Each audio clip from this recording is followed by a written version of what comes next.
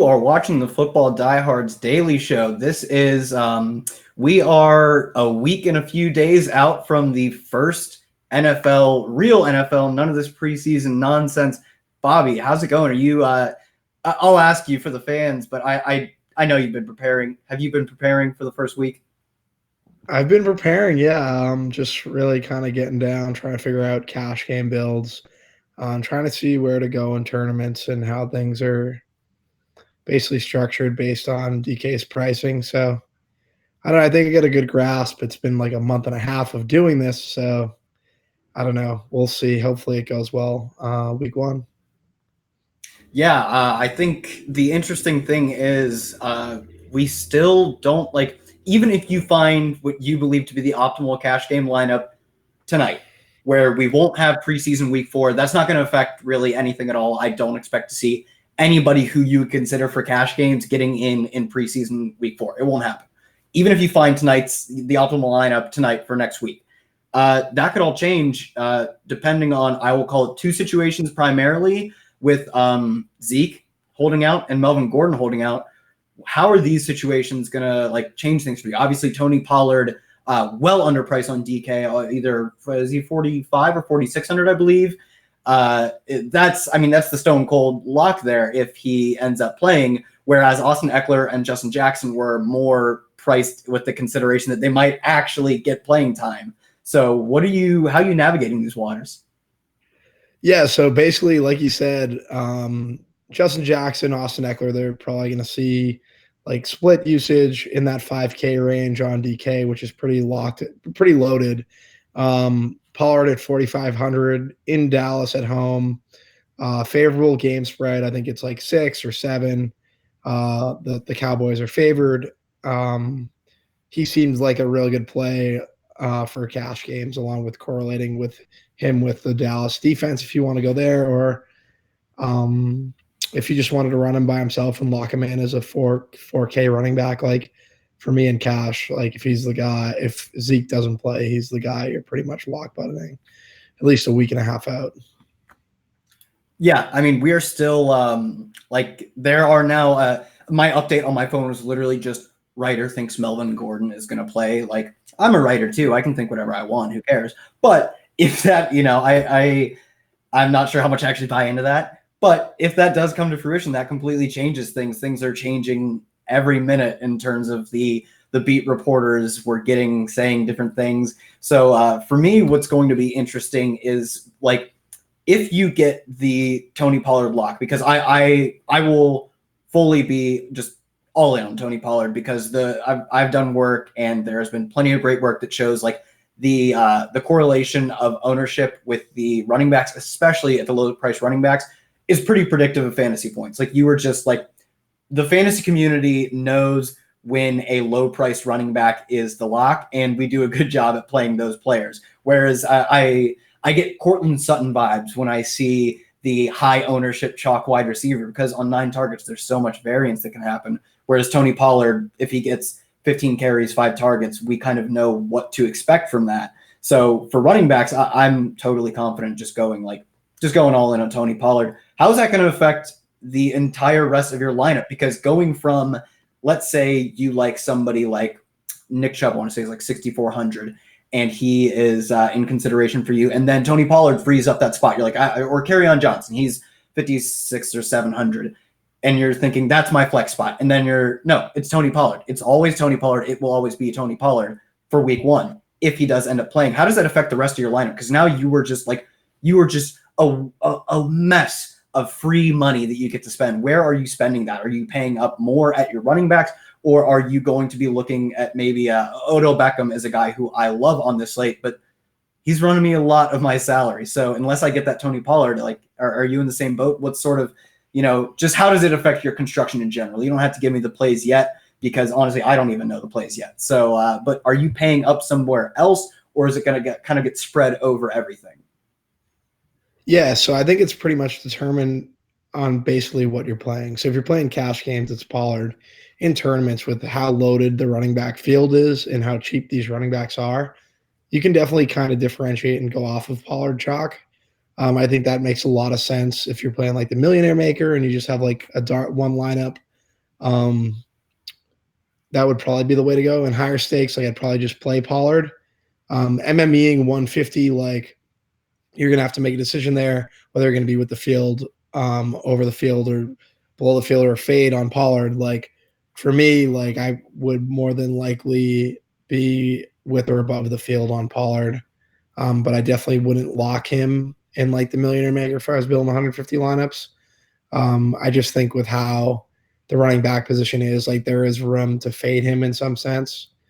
Um, Higher stake stuff, like I think Pollard, if you don't roster Pollard, you're going to be in the pool of players that aren't really that good and maybe paying up for a contest. And if you don't play Pollard, then you'll probably, if you can win that pool, then that's going to be the pool that it would be like, that would be a pretty good pool to win. If Pollard busts, you have a better chance of winning that than you do if you roster Pollard in higher stakes, because all of the good players, like you said, like they're going to have Pollard at 4K, being a home favorite, 6-point spread, 7-point spread. Pollard's going to be pretty much the go-to guy for a lot of the higher end players that play regularly. So I think that's kind the of how I'm other did I answer the question correctly? I might have not. Yeah, no, that's absolutely, that was more detail than I expected with the like how your stakes and who you think you're competing with can affect whether you're playing him. The other big news we got recently, or I guess with Zeke and Gordon, it's been a lack of news in terms of them playing. And somebody else who won't be playing, Andrew Luck, moving on to hopefully greener grass, not even turf anymore. Will not be playing.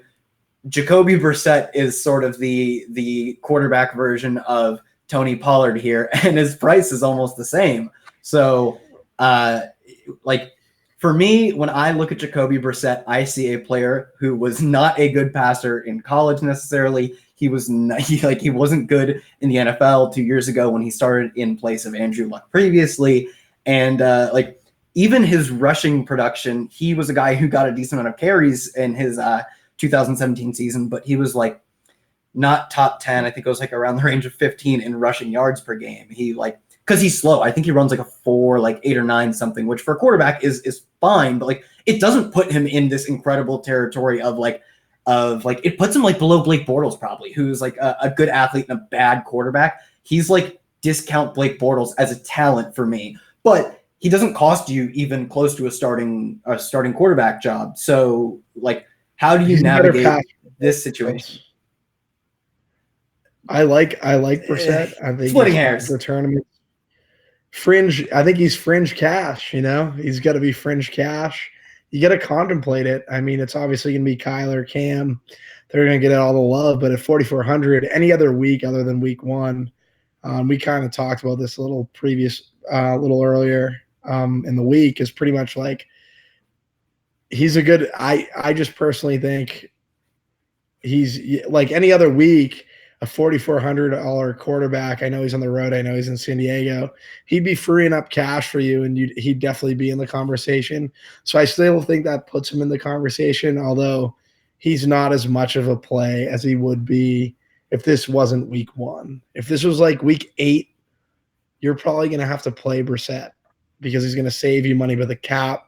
The way DK salary cap structured, like the savings, you can get savings elsewhere, and no one's really priced appropriately. So, I mean, like if you do roster Brissett, that extra 1,000 could get you up to Odell in cash. But is Odell a cash game play on the slate? Like there's a lot of good plays that are cheap. So, that's pretty much.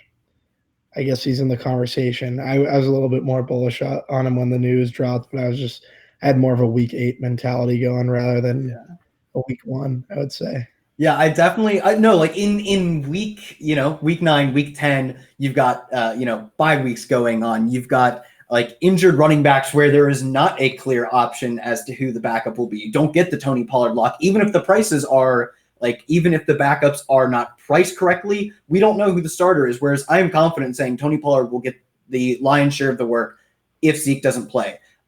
So in week 8, 9, bye weeks, injuries, And just the scoring or the salaries have corrected. Like right now, I think Kyler Murray is underpriced, but as the season goes on, if I'm right, he'll get priced up. So the prices will correct from the early season, and we won't have the Tony Pollard lock situation.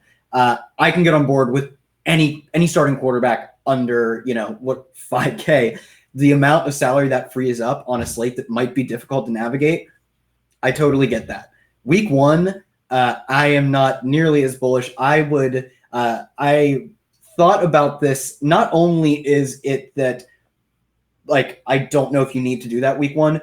Brissett's not that good. He is going to a West Coast game away where he has to play a great defense that should be able to put pressure on him with Joey Bosa. I think this is not only a unnecessary play in terms of. We're talking about the best offensive line in the NFL last season. We're talking about one of the best. I was corrected. I just think I honestly I think he'll be for 4,400. Like he'll make value. The issue is how many other players around him are going to make value. Just because. See, that's another thing I think of. It's really hard to play him with another player on his team because you get the Jacoby Brissett the quarterback discount. That is true. The best.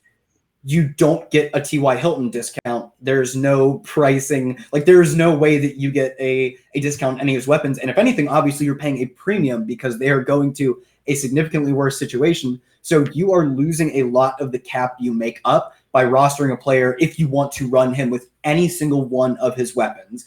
You are paying a premium on a player whose projection relative to their salary has significantly dropped.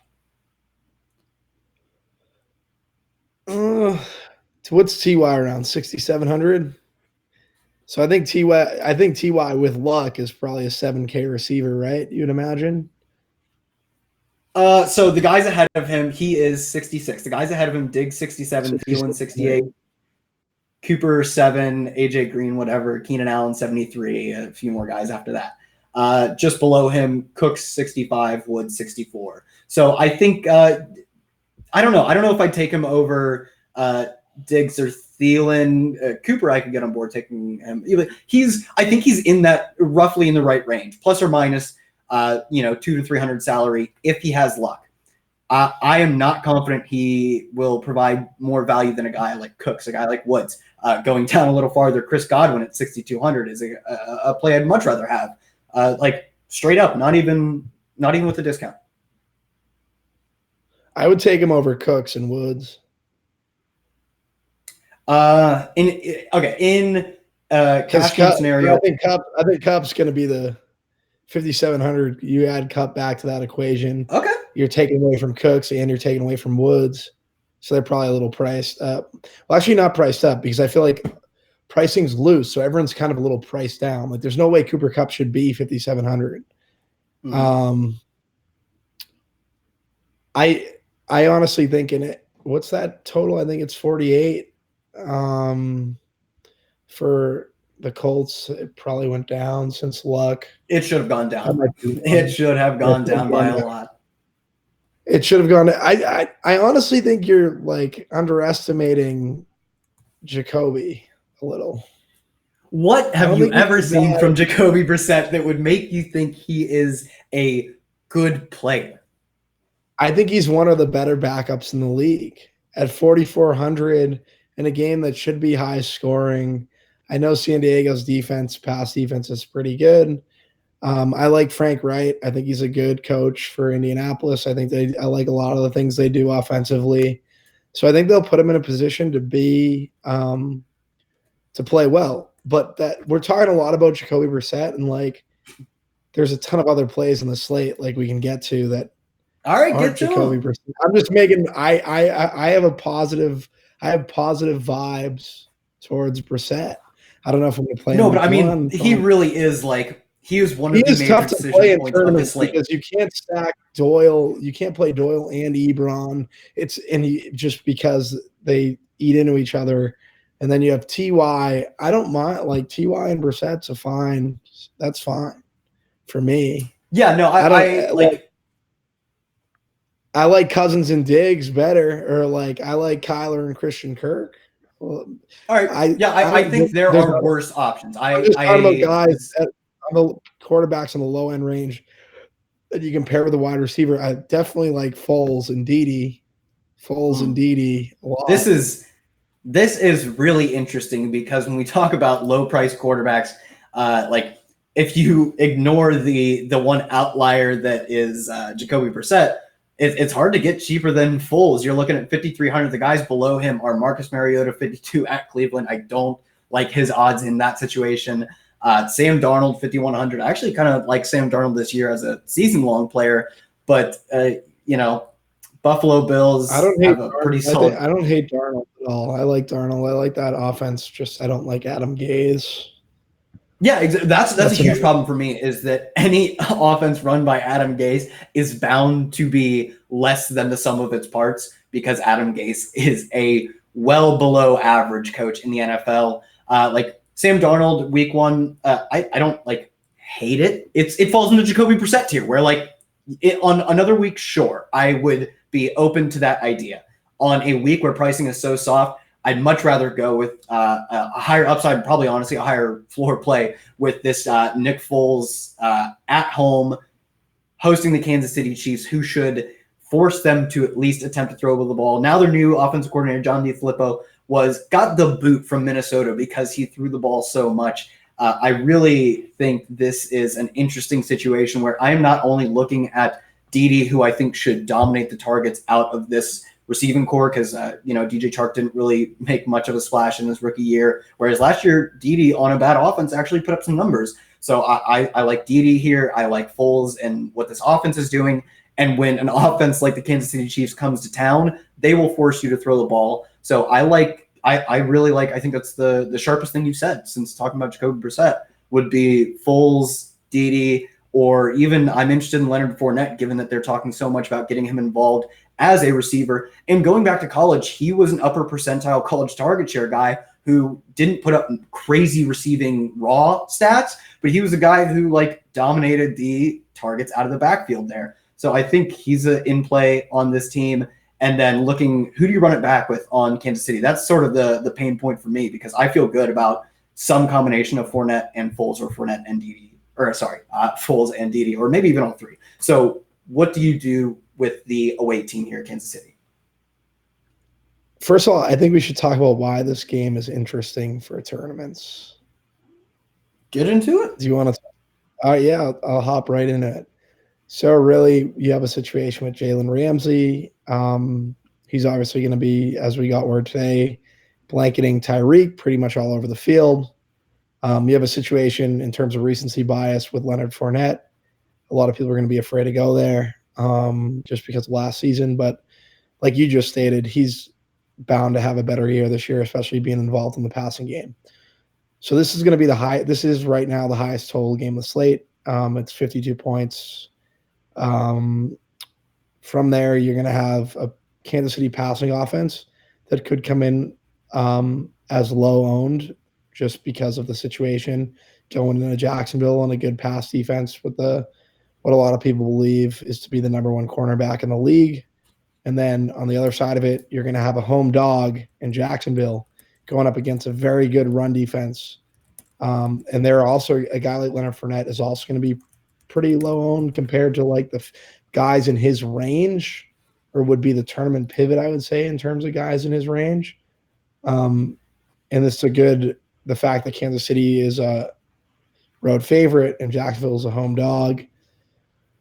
If you reverse it in tournaments, it can be pretty good leverage. And it being the highest scoring game on the slate, like there's a lot of stuff to be had here, I would say, in terms of fantasy goodness. You were talking, just getting the guys on the KC side, like if Tyreek's going to be low owned, I'm probably going to be above the field on Tyreek. I know he didn't play great in his game versus Jalen Ramsey in the first game, but what I like to see is when he does catch a tough cornerback, what they kind of like to do with him is run him east to west and get yards that way. And all it takes is one shot deep with Tyreek, and it's pretty much he's going to make value. And if he's coming in at 10% and he hits for 25, if he hits 25 points, I think that's a pretty good buy. You know what I mean? 26 points. That's what's that 4x around. So I like Tyreek Yeah, Hill in the situation. I like what you're saying about this is the highest total of the game, and if you were to just take like collective ownership among the players involved in this game, there is going to It's be going a to be the larger lowest. discrepancy. There is going to be a larger discrepancy in this highest owned game of the week than there will be for a long time. When you look at like last year, anytime Kansas City went to play a competent offense, they were always the stone cold locks. Except for some reason, this does not seem like it'll be the case. I think this is probably the best time to be on Kansas City, like for the foreseeable future. Yeah, I think it's a really good time to be on Kansas City, and I think it's a really good time to be on Leonard Fournette. Like, obviously, a lot of the guys who play DFS and on DFS Twitter are expecting big things from Leonard Fournette. That's fine, but what about the rest of the public? Like, are they going to miss Fournette in this smash spot versus KC? Like, KC couldn't tackle anyone last year, so I don't know why that just went off. My Siri just went out. Yeah, KC couldn't tackle anyone. They're gonna have a ton of time, a very difficult time trying to tackle Leonard Fournette, and he's gonna be involved in the passing game, and we love that. And he's too cheap at 6K, like too cheap. Him, Dalvin Cook, Nick Chubb in that range are too cheap for the usage that they should see. So I don't know. I really like, and I think Dalvin and Chubb would probably be a little higher owned than Fournette. Yeah, I think even on like DFS Twitter, we see a lot of Nick Chubb hype and a lot of Dalvin Cook hype for week one and for the season long. So for me, I don't even know if like all of the sharp people, it's not like where a lot of times if you're running in DFS circles on Twitter, all the sharp people kind of know who the play is for the week and like they profit immensely. I even think like sharp players, high stakes players are going to be a bit more divided this week because pricing is honestly it's pretty soft on week one. Like you said, Nick Chubb 6,400 hosting Tennessee, they should have a positive game script for most of the game. You like that situation. Dalvin Cook, you like in a high scoring game hosting Atlanta. I think Leonard Fournette is potentially the best play of those three. And when you factor in ownership, it is easily my favorite of those three players. Yeah, the ownership makes you like Fournette, especially with the total in that game. And we like the Jacksonville stack of Foles, Dede, and Jacksonville. Stacksonville. No, that's a good way to put it. I'm we so could talk excited about for another. Jacksonville. Yeah, we should talk about another pretty high total game. Carolina and LA. I think that's another game that we should kind of hit on a little. Yeah, I think this is unless you want to hop into something else. No, this is if I'm not, I think Jacksonville, Kansas City is the more contrarian game to be all over. It's a game that I could see myself having. I will have a part of in almost every one of my lineups. I don't know if my lineups will be built around those players though, because I can very much see like Leonard Fournette is the one player who goes off for Jacksonville. It is very possible that they just run like that. He is just the guy. Whereas when you look at the game that is Carolina versus Los Angeles, there could be a lot of guys that go off in this game from each team. You could have Christian McCaffrey and DJ Moore go off. You could have Todd Gurley, who I think will be, if he is a good play in the future, this will be the lowest ownership you get Todd Gurley of the year. So I think you could have him go off, and then they still have one long Brandon Cooks touchdown. So in terms of I want to get all of the pieces of a game, I think for me it's Los Angeles and it's Carolina. So my big question is, given what I'm saying about Todd Gurley, do you need to talk me back off the ledge of his knees are broken? How is he going to play? Or like, I really think the amount of leverage you can get playing Todd Gurley this week is exciting. No, I'm with you. I think Todd Gurley is a very leverageable play, especially if you don't want to use, say, if Pollard becomes chalk, if Zeke doesn't play, maybe that's your pivot in using Gurley at 70, whatever he's going to be, and just not rostering Pollard, or just rostering Pollard and Gurley being a pivot off one of these 7K guys or I don't know, because we're pretty much all rostering 3 running backs, right? Unless you want to do, I think the Yes. other spot, like, I think it would be 3 running backs with a. I think there is a case to be made, especially this week, with how owned Hunter Henry could possibly be a tight end, or maybe if Pollard becomes chalk, that you can run double tight ends. That might be a bad take, but like a Kelsey or Yeah, I think about this is ahead the of like one a week wide that receiver. This is the one week you could roster a tight end, I would say, in the like, flex. but this is so I actually there is I forget Because the what it is pricing is called. It's too like good. yeah, it's called like the broken leg theorem or something, where if you have this model that spits out, it's like does if it is sunny out, John goes to the movies, and then you say, okay, the model will predict if he goes to the movies right every time, and then you find out John broke his leg. Will he go to the movies? The model would say yes because it's sunny. You would say no because you know he broke his leg. But there's actually humans will tend to find more broken legs that actually exist. I will think, no. I know 2 tight end is a bad strategy. It doesn't almost ever work. Like it has not worked in the DraftKings Millie Maker. It didn't work at all last year. There was no 2 tight end rosters. It was all running backs and receivers. It can work though. But it hasn't. It has like worked. the thing, It has worked. it hasn't worked recently. It doesn't work often enough. It hasn't That, worked like, recently. Yeah. It hasn't worked recently in a year that it should have worked for tight ends, where there was a lot of mispriced tight ends. And it's even in the past, it's not like it was a wildly successful strategy. It's worked before, but it does not work as often. Do you think you can find like? Do you think you are the one? Are you the chosen one who can find the 2 tight end? I am not willing to bet on like finding the ultimate outlier of 2 tight end strategies, because I'm finding more broken legs that will actually exist. It has to be thought about just how like instruction is. I mean, this is like slates are dynamic, and the way that this is kind of built is pretty much the way salaries are. Like you could just how they're structured. Like I could see 2 tight ends working. I don't know if it's the way to go or the way to build, but this would be 1 week more off. This would be a week if it happened. Like I wouldn't be surprised just because of the situations that a lot of these higher end tight ends are in, and then the pricing. So does that make sense? Or not really? I can see that if there were a week for it to work, it would be this one, because I think rostering 3 running backs is going to be a very large portion of the field. So not only like it is a very contrarian play that could work out, especially if you want to play Hunter Henry. The way to get off, like nobody's going to run Hunter Henry with another tight end because nobody's going to run 2 tight ends.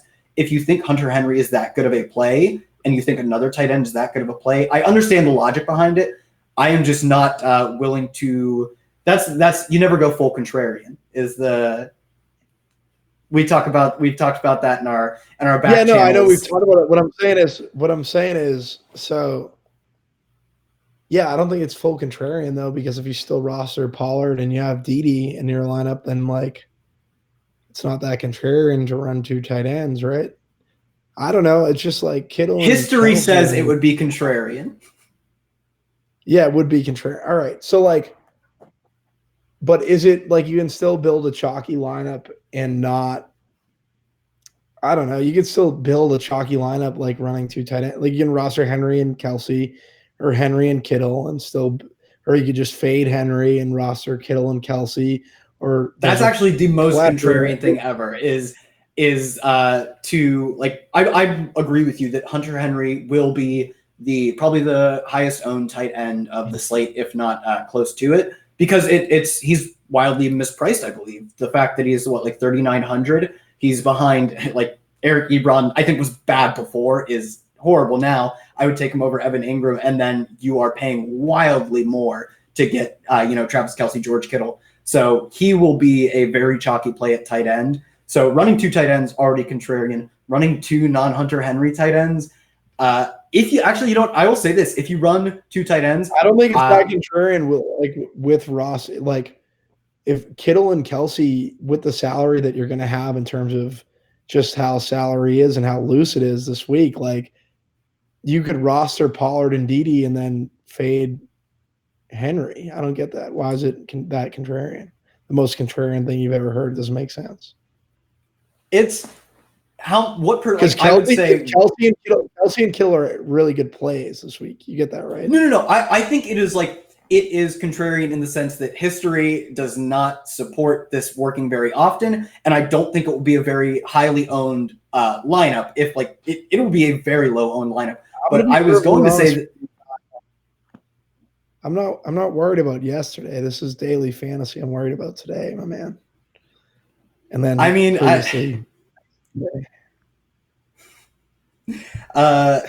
like I get the idea that it's a new day, but like history has to mean something. The fact that it is a very unsuccessful strategy. It's been a minus EV strategy. Like let's just say like it's going. So I wouldn't base my whole lineups around it, but it's going to happen eventually. It will happen this year. You want to make a bet? I know I'm running the for a bet. It will happen this year. The Millie Maker will be won by a 2 tight end team. I would say, yeah, I think so. I'll put $20 that it doesn't happen. $20, dude. All right, dude. I have student loans to pay. I'll put $20 that it does happen. All right. Yeah, totally. Yeah, but I was actually gonna say. I was gonna say that if you're playing 2 tight ends, I actually like the fade the Hunter Henry call and go with maybe pay up for them, because I do think I think the tight ends are in good spots. I think Kittle is in the final game I want to talk about before we hop off is the Tampa Bay San Francisco tight ends are in good spots. You're right. No, everybody's in a. So that's the thing. Like, can we say why it's a good? So like. Just like you can fade Pollard this week, you can fade Henry because everyone's a fucking good play. Oops, was I not supposed to swear? I'm sorry. Everyone's a good play at tight end and running back. So just figure it out. Like that's where you can gain leverage if you get the right guys there. Just play the right plays. Is that what you're saying? Just play the right plays, guys. DD, Pollard, if Zeke sits, and Henry and Cash. Those are the right plays.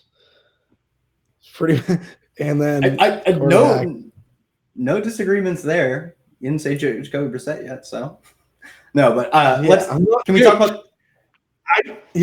I'm never gonna live this Jacoby Brissett play down. Jacoby Brissett's gonna make value week 1, 4,400. He'll make value. Everybody's making value week 1, baby.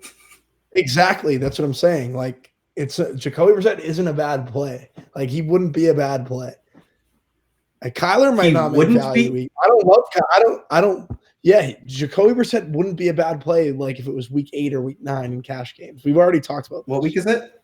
I know. No, I'm just kidding. Week 1. All right. So he's a bad. Let's talk about the final. But what I'm talk about the final. What'd you say? I just want to talk about the Bucs.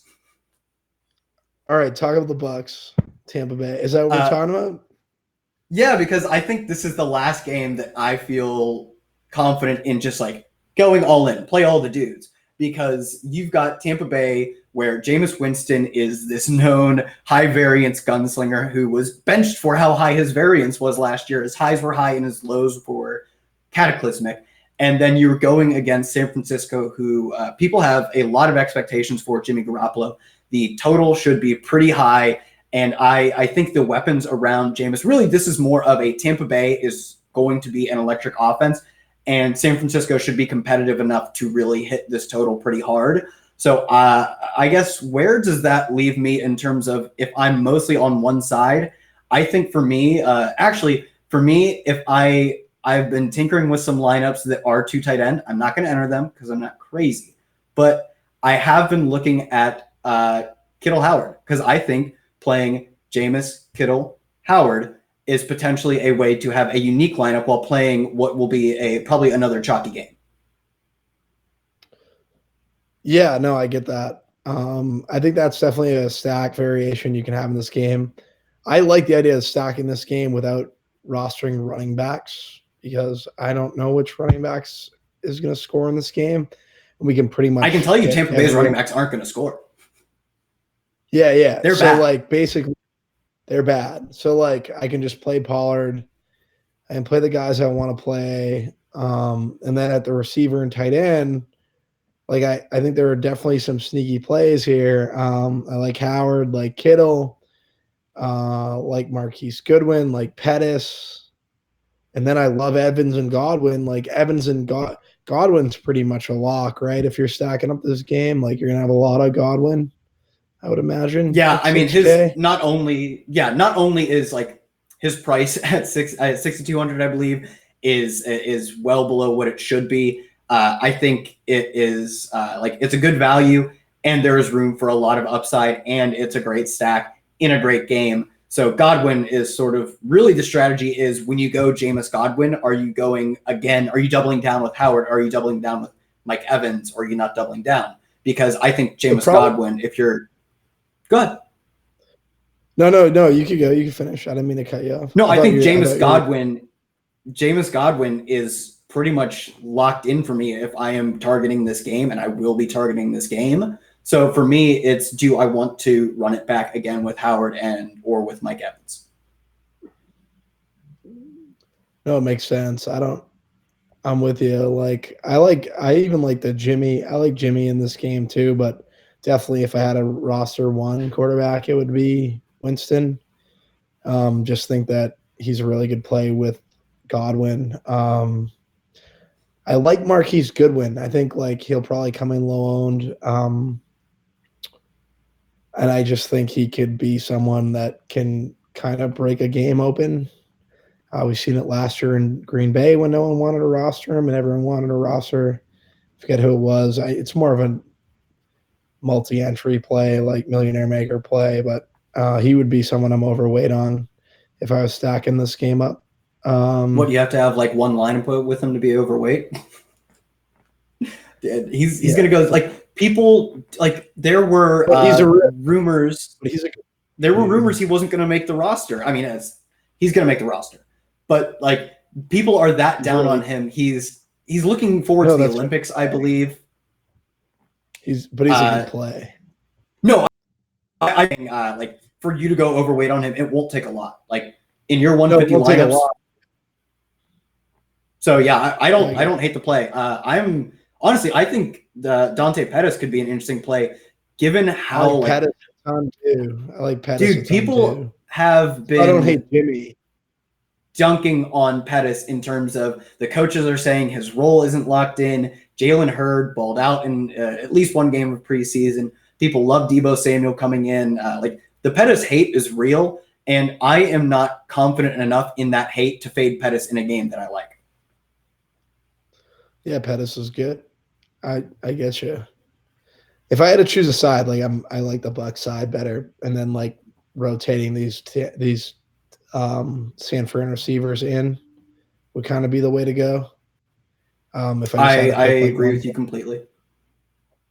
That will don't forget about the defense, despite our differences. That's one more. That's the one I think that. Given the this will be, I think. So if I had to rank the games in order of how much of the public will be on them in DFS, I would say probably Carolina, Los Angeles. It is not as much of being on that game that I'm interested in. It's how I'm going to attack that game. This game, and then Kansas City, Jacksonville, maybe. So for me, this game is going to be pretty popular. And the one way to leverage that is to play the San Francisco defense. They run really deep on their defensive line. Jameis Winston is the turnover champion of the NFL. And I expect them to be throwing a lot in a game where I think they will have to throw to maybe not keep up, but just it will be a high-scoring game. You throw more in high-scoring games.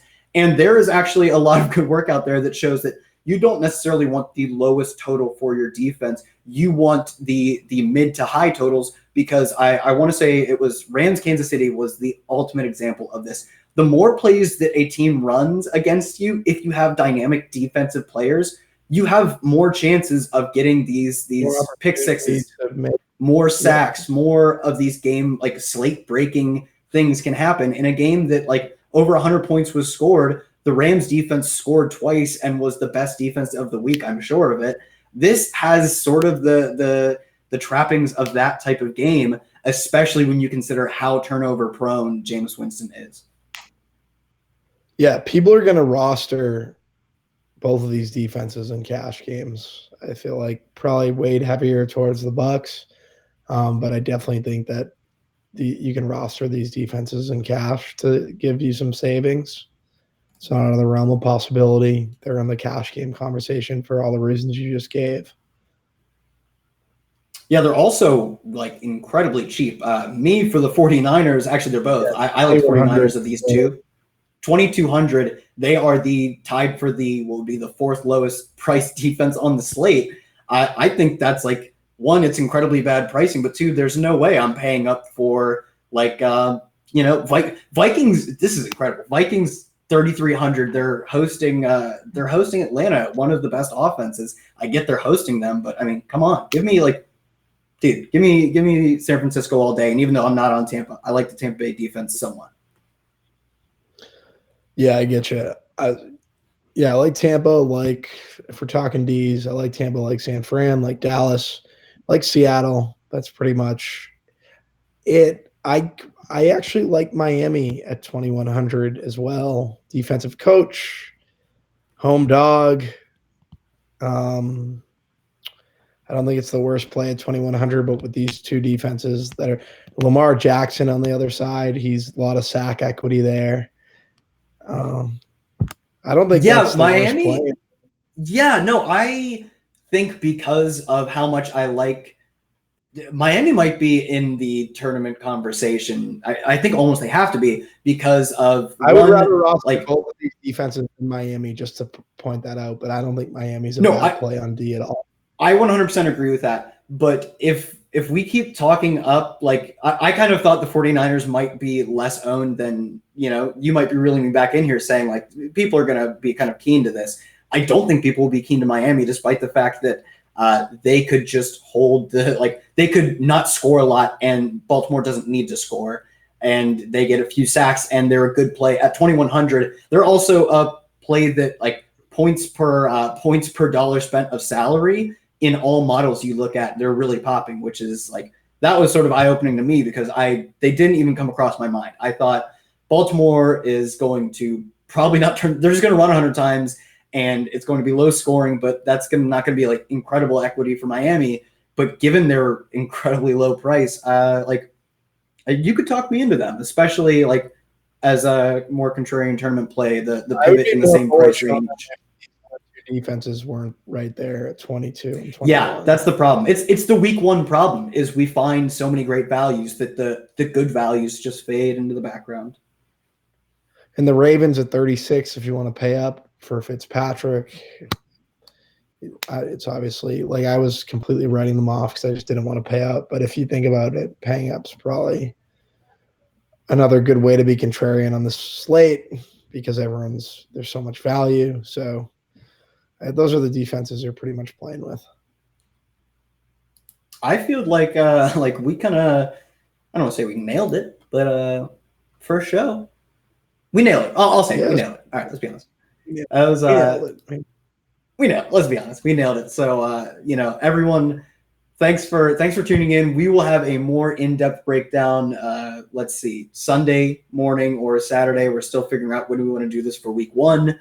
But we will have a more live show in-depth breakdown that will be better equipped once we know the status of Ezekiel Elliott and Melvin Gordon kind of being the big two. So everybody, thanks for watching, and we will see you soon. Yep. Thanks for tuning in, guys. Appreciate it.